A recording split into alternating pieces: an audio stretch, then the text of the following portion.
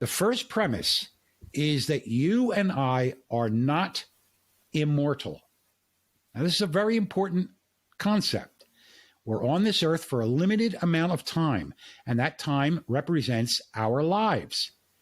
The second premise is that when you engage in an activity, it is time that will never return to you. If you add your unique abilities to that time in producing a service or a good that others may want or need, you are compensated with a commodity that represents your time, and that time represents your life. So the third premise... Would you explain that to my attorney? Yeah. Well, he knows it too, because his time represents his life too. Yes. Yeah, but at $400 or $500 an hour, I'm not so sure about it's that. what you bring to the table. No. America's founders are calling. It's your opportunity to respond. This is the Liberty Brief Podcast with your host, Robert Melso, featuring Dr. Thomas Giordano.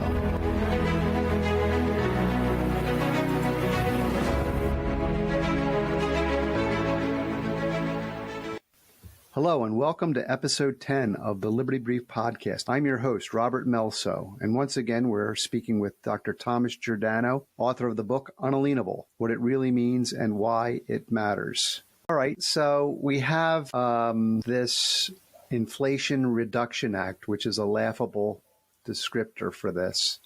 Oh, yeah. As with most things that come out of modern Congress, the lie is in the name. Yeah, exactly. So I think we should give our audience perhaps a working definition of what inflation is and perhaps what causes it, maybe a little bit of history. All right.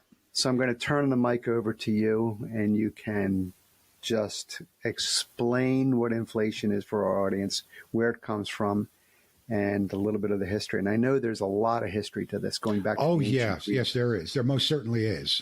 We've in the Western civilization, we've known about inflation all the way back, going back to ancient Greece. All right. Now, inflation, when they basically say inflation, many people associate it with the currency. Okay. They'll say, the dollars, we have inflation, all this kind of thing. But actually, what it is it refers to the prices of goods and services increasing. All right. Now, apparently, it looks as though the goods and services, they're getting more expensive to have. So some people have described it as more and more dollars chasing the same amount of goods and services. So obviously, if the same amount of goods and services remain stable, they remain stable, and a lot more dollars start circulating in society, the prices of those goods and services are going to go up. All right. But it's really a misdirection. Okay.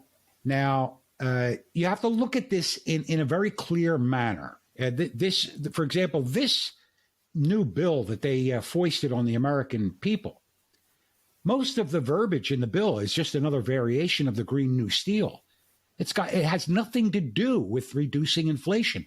As a matter of fact, you can't reduce inflation by increasing the amount of money in circulation. So you can't reduce it by printing up more fiat currency and ethereal credit and dumping it on the market. And we've known about this kind of thing since, as I said, since ancient Greece. Look, at the festival of Dionysus in Athens in the year 405 BC, the ancient Greek playwright Aristophanes presented his comedy called The Frogs. This was the first glaring evidence that even then the Greeks knew about bad money driving good money out of circulation. All right. Now, in modern economics, we would refer to this as Gresham's law. Of course, the type of debasement of the currency was a bit different then than it is today because there was no paper currency around. But the idea is still the same. Even in my book, I wrote about this. This was one of the first lessons my father taught me when I was a kid, about 9 years old. In fact, any 8 or 9-year-old can understand this concept in a few minutes. The problem is, though, that we don't have enough 8 or 9-year-olds in Congress. So there we are. But one of the major problems in understanding inflation is that you have to first understand what money is. And a lot of people don't understand what money is. or they don't have a clear understanding of what money is. Now, sure, it's dollars and it's dollar bills, pennies, nickels, dimes, quarters, and all that. But I'm talking about what money actually is, what it actually represents. So when my father sat me down at the picnic table under the maple tree in our backyard to give me my first lesson in economics, he went through a series of definitions and stories to illustrate his point. Now, if there are any parents out there listening and you're concerned with your children's understanding of the things in the real world that will affect them, you may want to take heed of what I'm about to explain. Then you can explain it to them in the way that they can understand. So let's talk about money, okay? What is money? The best way to describe money is a medium of exchange. Now, you can also call it a commodity. It's been described as a commodity or as a product, a good, or an article of trade. At various times in our history, in the United States, many things have been taken for money. Buckskins, which is where we get the term bucks for dollars.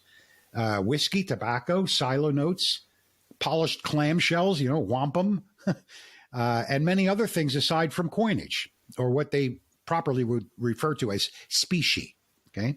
When we are in a system of barter, which is basically what went on in the colonies, where direct exchanges are the norm, there's no need for a medium of exchange because the deals are product or service for product or service. I trade you my time and my labor for a couple of hot meals and a cot to sleep on, or a half a gallon bottle of whiskey for 3 bushels of corn. When in society, there's a complexity to the indirect exchanges. The medium of exchange is a more efficient way of satisfying all of the parties in the deal. You may not want my bottle of whiskey or 3 bushels of corn for that neat Barlow pocket knife in a display window. So rather than going through multiple direct exchanges to finally get what you want for that knife, I just give you a medium of exchange in the form of gold, silver, or copper. And this is how money is used. But what actually is money? Well, money is what it represents. It's really that simple. You see, we have to start out with a few simple premises to understand money. Because, when we're talking inflation, we're talking about the devaluation of money, okay? The first premise is that you and I are not immortal. Now, this is a very important concept. We're on this earth for a limited amount of time, and that time represents our lives. The second premise is that when you engage in an activity, it is time that will never return to you. If you add your unique abilities to that time in producing a service or a good that others may want or need, you are compensated with a commodity that represents your time, and that time represents your life. So the third premise... Would you explain that to my attorney? Yeah. Well, he knows it too, because his time represents his life too. Yes. Yeah, but at $400 or $500 an hour, I'm not so sure about it's that. What you bring to the table. Okay. That time, that his time is worth more, let's say, than your time because of his education, his experience, that kind of thing. So he's adding something to his time to make it more valuable. All right. The third premise is that payment for your activities is always a direct exchange. There's no profit. It's a concept that you have to understand. There is no profit in a wage. It is time for money. So you can say that money then is the translation of your life into a physical commodity, right? Many things really become clear if you keep this one idea in mind. Always, your money is your life. And that means that anything you purchase with your money is your life. What you decide to do with that money is a life decision, including investing that money into the life activities of others for a return on your investment. So herein lies the truest understanding of the immorality of theft, whether it be of your money, your savings, your physical property, your intellectual property, your physical labor, or any other fruits of your labor. Your life is being taken from you against your will. This is a very important concept to understand. And as you will see in a bit, it is also very true of inflation as well. Okay? All right. Let me ask you to explain monetary inflation. Monetary inflation is what we're describing. Right. Not supply side inflation, monetary All right. inflation. Now, monetary inflation is actually a misnomer. It's actually monetary deflation. When you're talking about inflation, you're talking about the inflated prices of the products you're trying to buy. In other words, the money is devalued and you need more of it to purchase the product that's out there. The product is staying at the same value. When the money increases in society and is devalued, you need more of it to purchase that product, even though the value remains the same. All right? Now, supply side inflation is a different thing. We don't really have to go into that. Well, because we want to concentrate on the monetary side of this. You see, we live in a finite world, which means that there is a scarcity of everything. Nothing is unlimited, with the possibility of stupidity and mediocrity, especially in government. Well, there is, yeah, and there's a scarcity of brains in Congress. Yeah.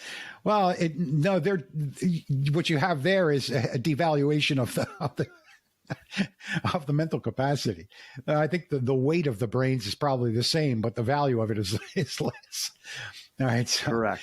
So it's obvious that the price of a good or service will increase if that good or service becomes less available. Okay. That is supply side inflation. In other words, if there's less of it, you're going to have to pay more for it. Okay. But we're not talking about that. We're talking about something different. We're talking about the devaluation of the currency itself. So basically, we'll be talking purely about the commodity we call money and its relative value or purchasing power. And for this, we have to use a standard that has remained stable in purchasing power for about 5,000 years. Gold. That wasn't Bitcoin, I'm imagining. No, it wasn't Bitcoin. It was gold. Okay. Even Bitcoin can be translated into gold. The value of gold is found in its scarcity in nature, its difficulty to mine and refine, its use in industry, and its physical stability. It won't burn, it won't corrode, and it can't be counterfeited. It looks good too, nice and shiny and gold, right?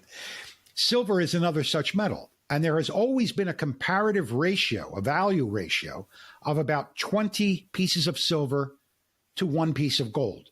So the ratio has always been 20 to 1. As long as the gold that leaves the reserves for use in industry are equally replaced by new mining extracts, the stability of the value of gold will remain constant, and so will the money supply in savings and in circulation. Now, if we're talking about a gold standard here, okay, that's called sound money.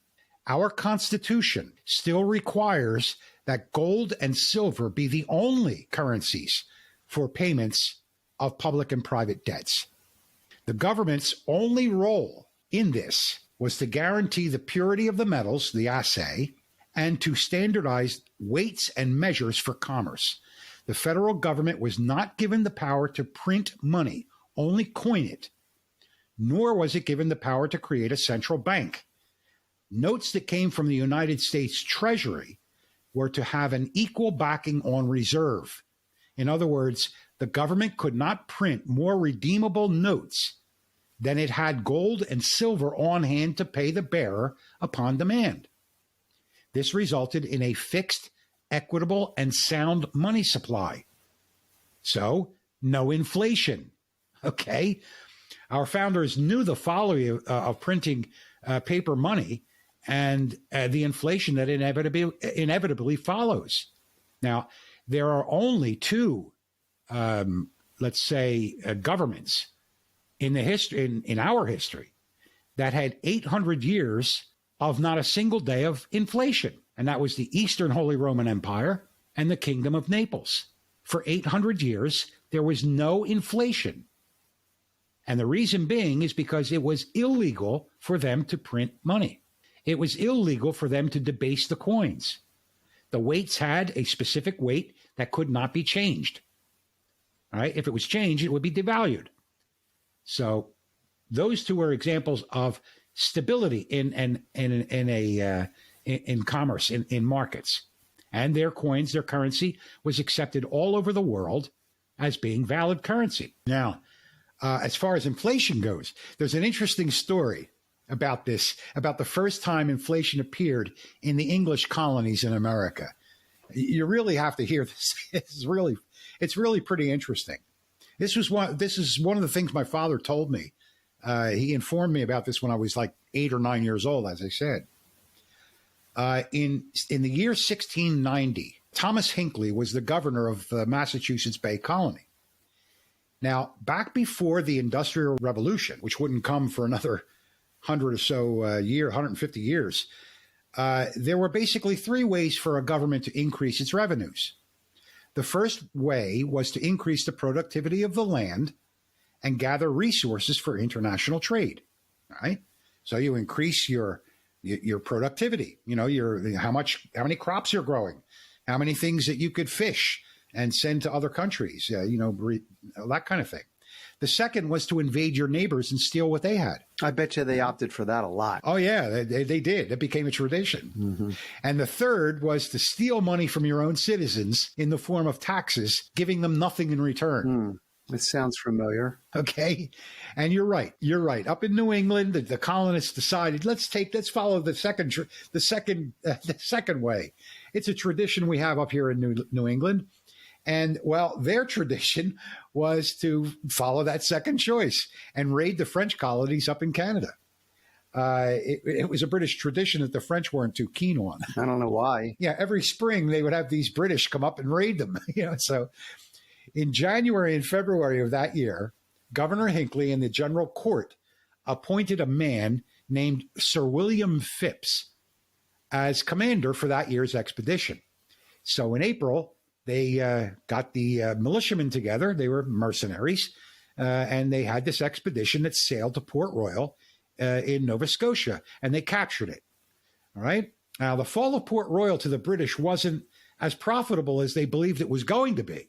So they organized another much larger expedition in July against Quebec. All right? Again, led by Phipps. This one was an absolute catastrophe. The French were waiting for them. They were tired of being raided by these people, so they were waiting for them. And Phipps' entire expeditionary force was routed in a surprise attack by about 3 dozen Frenchmen. So they went back home to the colonies, to Massachusetts with their tails between their legs. But the governor now had a problem. Right? How is he going to pay the armed militia that took part in the failed attack?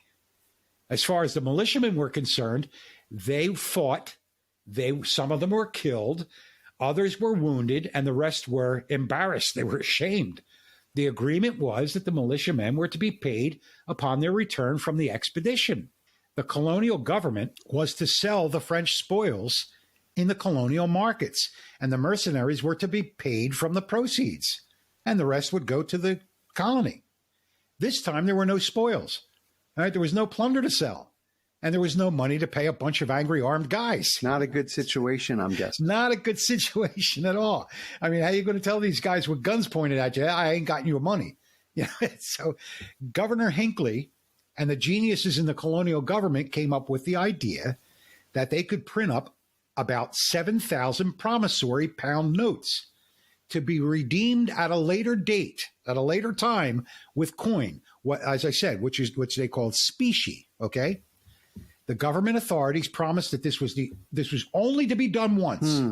And they assured the people it was never going to happen again. Right. Don't worry, it's never going to be repeated. It's only once for this emergency, and it's never going to happen. This was in December, November, December of 1690. It sounds like our tolls on those bridges we were going to talk about. Yeah, almost. Well, the militiamen were pacified for a while. But they began to grumble when these promissory notes were not being accepted for payments in the marketplace. So in steps Sir William Phipps, the guy who led them, right? He felt honor bound to the men whom he led in the expeditions. He guaranteed the notes himself at par value, what we would call face value today, in order to give them credit in the colonies. So they would give these things, and the people would go to Phipps, and Phipps would give them the money, the pound equivalent for it. And for all intents and purposes, the cost of that military incursion into Canada came out of Phipps' pockets, and the government was off the hook. All right? Now you sit there and say, okay, well, somebody has to pay the debt. Debts are always paid, no matter how you look at it. They're either paid by the people who owe it or by the people who lent the money or the people who promised the money. Not college debts, though. Yeah, well, it doesn't seem that way now. We'll right? get to that later. Yeah, that's now among the many constants in life, Rob, you have to know this as well as I. One of the many constants in life is that politicians are liars. You don't say. Oh, I can give you thousands of examples.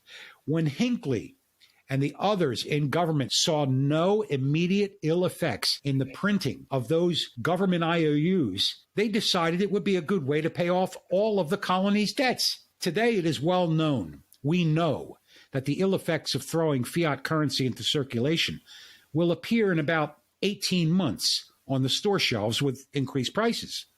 The solemn promise that they gave, never going to do this kind of thing again, was quickly forgotten. 3 months later, in February of 1691, the government authorized another 40,000 pound notes to be issued. This time, though, there would be no Sir William Phipps to bail out the colonial government. Okay? So they lucked out with Phipps the first time, with Phipps saying, you know, he's looking at this, I ain't going to pay this 40,000.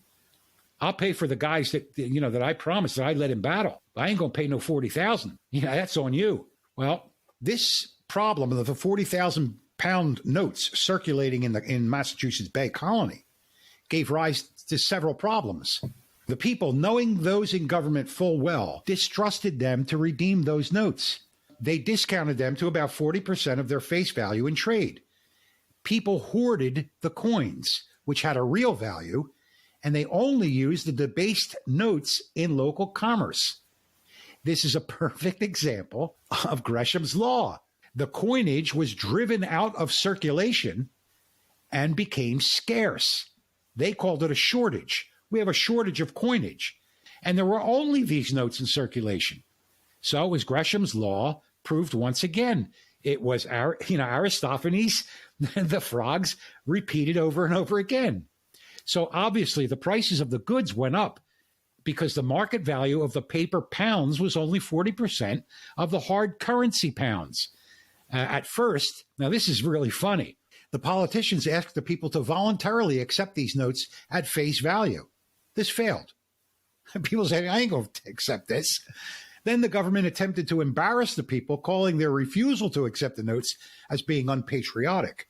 Oh, you're not being patriotic. When this failed, the people were forced to accept these notes at their face value by passing legal tender laws. So they were threatened with violence by the Massachusetts Bay Colony government if they didn't accept them. Well, here's what happens. When the Massachusetts Bay government, the colony government, started to use these notes in trade with other colonies, their trading partners began doing the same thing. They wrote up their own IOUs, and trade and money wars followed. So you see, commodity money has a value set by the market, just as any other commodity, because it is based upon your time and your life. When the government comes in and sets a value to something, either above or below the market values, problems will always follow, and people will find ways to protect their own interests. When the merchants see that the value of money is decreasing, they will increase the prices of the goods and services to reflect that devaluation. To the consumer, what appears to be an increase in prices on the store shelves is mere illusion. What they don't see is the devaluation of the currency. Okay, I think I've got all that. And it basically harkens back to seventh grade economics. Oh, you had economics in seventh grade? I did. Wow. Maybe it was eighth. Geez, I had to wait till ninth grade, I believe. Ninth grade we had. Well, I'm going to tell you that story about how it was taught to me. We had a guy, a good friend of mine, his name is Ron. He was called up to the front of the class. And the teacher had a box of donuts, a full box. Ron was a hungry guy. And he said, "Would you like a donut, Ron?" And Ron said, "Yeah." And he said, "Here, it's free." He gave him the donut. He said, "Why don't you eat it?" And Ron ate it in front of the class. And then he said, "How about another donut?" He said, "Sure." Ate the second donut. He said, "How about another?" Ron eyed him suspiciously at first, ate the third. He said, "You want one more?" Ron said, "No, thanks." I think the point was that there were too many goods chasing too few hunger. Too much good. And it began the lesson that way, and it's something that we all never forgot. At least I'm hoping. Yes, because that's how it appears. That's exactly what happens. As I said, if you have a good or a service that has a value, the value remains the same. It always remains the same. What happens is when your money is worth less, you have to pay more of it for the same service. All right. So I want to talk a little bit about supply side inflation. Now, if you talk to those in government, they'll say, well, this is a complicated issue, and it's not just the spending. The spending has very little to do with inflation. A lot of it's supply side. And, we have big oil contributing to increased prices. They're conspiring to charge more. And we have big this and big that. When it came to baby formula, I guess they were claiming big baby formula for the shortage in baby formula. Mm-hmm. Anyway, it's a little bit of a subterfuge, I think. And I think we need to address supply side and what caused that and how does that impact inflation? Well, this basically comes from a Keynesian idea, John Maynard Keynes. Now, what he did was he mixed, when he saw inflation, okay, he saw more money circulating and more money being required to purchase goods. He went to the supply and demand argument and said, in order to combat inflation, what we have to do is increase the goods and services to bring their price down, okay? Which is why a war economy is just great for Keynesians, because what they're doing is they're creating stuff to go blow up somewhere else, that has to be renewed. So basically what their approach is that if we have an increase in the money supply and there's an increase in the prices of goods and services, well, all you have to do is increase the number of goods and services to drive the price down. Well, that works if you have a sound money supply, because then you would have less dollars chasing more products, okay? That's their idea. But all it does is create a vicious cycle, because it requires money to produce those things. Right. And those things have a cost. Well, I think Ron's still suffering from a tummy ache from that lesson. Yeah. Let me give you a story. All right. When I was in my early 20s, I studied acting at Lee Strasberg's Theater Institute in New York. I took let's say a hiatus from NYU. I was up in New York because I had a scholarship to NYU Medical Center in the cardiopulmonary labs. I was involved with doing research on blood gas analysis and breathing in patients with spinal cord injuries. But in any case, I went from Philadelphia to New York. I enrolled at NYU, Washington Square campus, and I transferred up there. But I quickly ran into somebody who convinced me that I should be studying acting. So I went to go study at Strasberg's. And I went on the rounds, as an actor, I went on the rounds. And my agent introduced me to a very, very nice Jewish guy who was 80 years old. The man was just a wealth of information. He was just brilliant. He was an 80-year-old man when I met him, and this was like 1981. So he was born around 1900, 1901. And I told him that I was in school and I was pre-med and all that. And he started talking about doctors. And he said, when I was a boy, I remember my mother bringing me to a doctor's office, and it cost us $3. And he said you had the choice of going to the doctor, and you could pay him $3 for the doctor, or you could pay $5 for the professor. Now, today we would call a professor a specialist, okay? So he said, think about how the price of healthcare has gone up. It used to cost me $3 to go to the doctor for the doctor visit. Well, that's that idea that stuck with me. And, years later, I was talking to my father about it, and I said, he told me it cost $3 in 1910 to go to a doctor and $5 to go to a specialist. And my father looked at me and he said, well, do you think that the price of the office visit has gone up? I said, sure, sounds like it. What are we paying now? And he said, well, let's take a look at it. He said, I will tell you that I will guarantee you that the value of the office visit has not gone up, nor the visit to the professor. And I said, well, how could that be? He said, well, back in 1910, you could buy an ounce of gold for $20. And I looked at him. $20? He said, yes, an ounce of gold was $20 until FDR raised it to $35 in 1933. So that $3 visit in 1910 was equivalent to 3/20ths of an ounce of gold. The specialist's visit was 25% of an ounce of gold. Now, let's look at it today. Let's skip over when my father was given it because it was a different value for the ounce of gold. Today, an ounce of gold is how much? $1,700. $1,700. So if we do a little bit of a division, what's 25% of 1,700? Well, I guess about 500. Right. No. Okay, let's say 500. No, it's not 20. 20% of 1,700. 25%. 25%. I would say 25% of 20, maybe 400.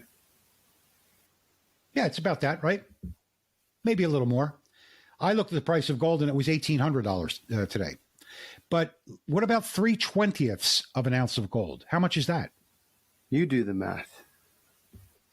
All right, you're going to force me to do it. Now I got to get the... All right, let's see. All right, I'll do it. Okay, I just had to pull out my phone because we're both basically math illiterates thanks to our phone. Well, for me, it's past midnight over here and my eyes are bulging. So, but look at the price. Okay, I'm going to do 1,700 divided by 20 times 3. Yeah. Okay, I think it's about. Let's assume that I can do this for purposes of the recording. I think it's about $250. Right. Now, what do you think a normal office visit for a doctor is today? It's about $250. Yeah. You go to a specialist, you're going to pay around $500. Yes. So has the value of that office visit remained the same? It's been relatively stable since 1910. What it reflects is not the increase in the, an increase in the value of the office visit. What it reflects is the devaluation of the American dollar. Okay, Tom, but Dr. Tom, there's a non sequitur here I'd like to address. Yeah. We've poured all of this money into the economy. Right. Trillions and trillions. What is it now at the end of this year? 6 trillion, something like that. Right. And yet the price of gold has remained stable, gone down a little bit. Yeah. What's the economic reasoning behind that? Well, the use of gold, in industry, more reserves coming in from mining. There are plenty of things that might have a little bit of a blip in it. It could also be an increase in reduction, very, very minimal increases and reductions in the money supply. All right. I think people have seen gold and said, I can't get a dividend out of gold. I can't. No, it's just the opposite. Just the opposite. The only hedge that you really have against inflation, you and I can't do anything about inflation. We can't do a thing. We'd have to start pumping dollars and credit out of circulation in order to bring the value of the dollar to where it should be. Okay? And they're just not going to do that. All right. Number one. Number two, the only way that you can hedge against inflation is that if you take solid gold. I'm not talking about gold certificates or gold shares or that kind of. I'm talking about gold in and of itself. Because no matter what the paper does, the gold always has the same purchasing value. All right. I pulled up a chart on gold from November of 2020 to the present. It's basically flatlined at around $1,800, $1,900. Yeah. Little dip just now. According to economic theory, we've got 2 years behind us of this massive spending, and here gold is staying basically flat. But first of all, you have to look at it this way. Compared to what? You're talking from 2000. George Washington could have given you $1 in 1776. That dollar had the same purchasing power all the way to 1933, because the ounce of gold was equivalent to 20 American dollars from before the revolution all the way until, by decree, FDR pulled gold out of circulation and raised it, just arbitrarily raised it from $20 to $35 an ounce overnight.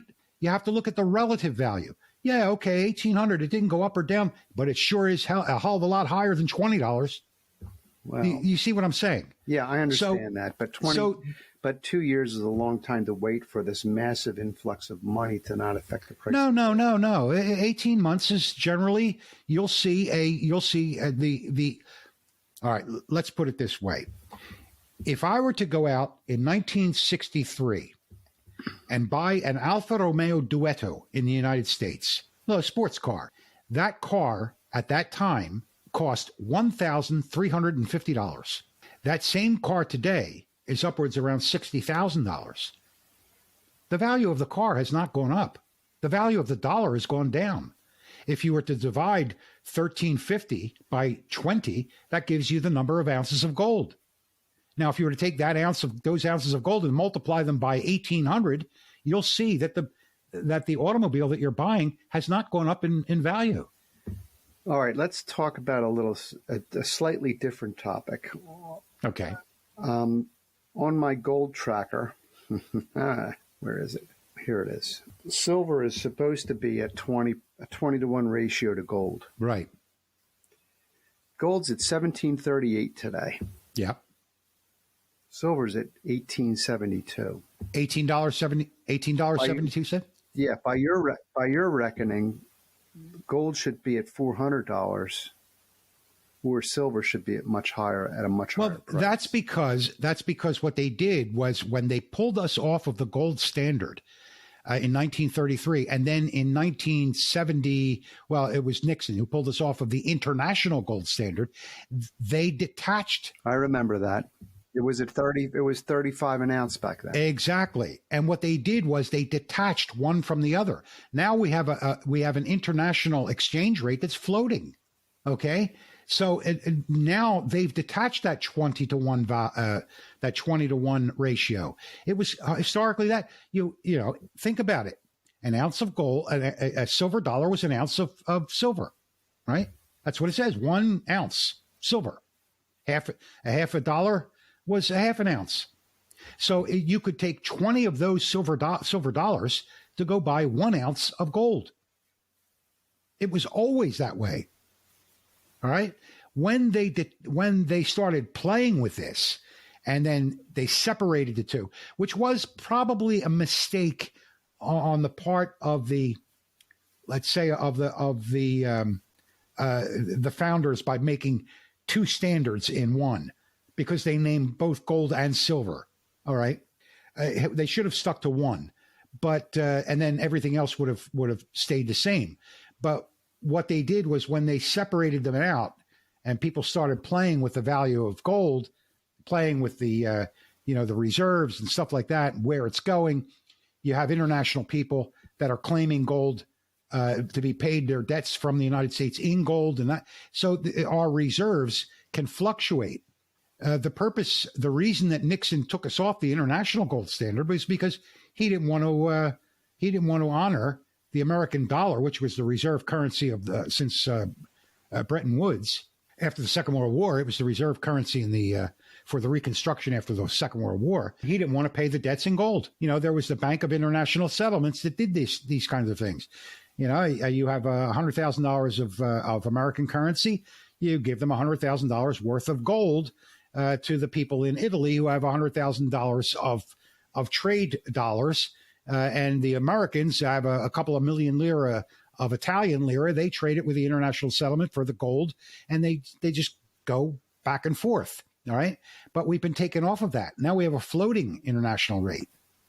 It's not a fixed rate valued at the base price of gold. Do you recall in 1964, 65, when even the silver was debased and they made sandwich coins? It was for the same reason. Right. Quarters and dimes. All of a sudden, now you have these clad coins. So basically what they did was they kept the size and the weight, but they eliminated the silver content, made it copper, and then they clad silver on top and the bottom. All right. Well, to make it look the same, but It wasn't the same. And the reason they did that was because the face value of the quarter dollar, of the dime, was less than the weight of the money, of the metal that represented it. So they had to do something. They could do anything they want with the paper. Right. They eliminated the silver certificates around that time, and then they had to attack the coinage. They had to debase the coins, and that's exactly what they did. All right. Now, Dr. Tom, we're going to start wrapping this up. So I want to ask you, now that we know the definition of inflation, what's the harm? Who's harmed by inflation? Who's harmed the most by inflation? Well, everyone in society is harmed by inflation. There's no question about that. But the people that are directly hurt, that can directly see it, are people on fixed incomes, retired people who are living on their savings. But anybody could see the ravages of inflation just by looking at the prices on the shelves. So basically, a person who has worked and got an equitable exchange of money for his time and effort and the fruits of his labor and that kind of thing is having that time and effort and fruits of his labor devalued by devaluing the money that he has in his bank account. People who are on fixed incomes, their incomes are not going up to pace inflation, so they are harmed. They're paying more for the same thing they would have been paying previously, for the same product. Now, politicians absolutely love inflation, and I could tell you how. A politician knows he gets into office promising things to people. I'll promise you all this free stuff. We'll give you this stuff. We'll fix stuff. We'll give you stuff. We'll do all this stuff. But I promise I won't raise your taxes. Free ponies for everyone. Absolutely. A chicken in every pot. All right. Give you all this stuff. And I promise I will not raise your taxes. So they don't. They don't raise your taxes. So how do they pay for that free stuff? They tax you with inflation. Absolutely. They go to the Federal Reserve, and the Federal Reserve, they go with let's say $1 trillion request for money. Now, the Federal Reserve does not print $1 trillion worth of currency. What they do is they print maybe 10%, and the other 90% is credit. Fractional banking. It's fractional reserve banking. They're only obligated by law to have 10% on reserve for the loans that they make out. All right. So here's the thing. People don't understand that you don't necessarily have to print money in order to have inflation. All you have to do is make an arbitrary reduction in the interest rates as close to zero as possible. Because what you're doing is you're lending out all this money, and right as they lend it out, they're making, let's say, 3 or 4 loans on the same money because it's represented in credit. It's zeros and ones going across a ledger. It's not real money. It's ethereal. So the politicians use this to their advantage. You see, I didn't raise your taxes and I gave you a chicken in every pot, so vote for me again. And that's what they do because the people don't see it immediately. They see it over a period of time. And somebody's got to pay for it at an interest rate. All right, Dr. Tom, how would you like to wrap this up then?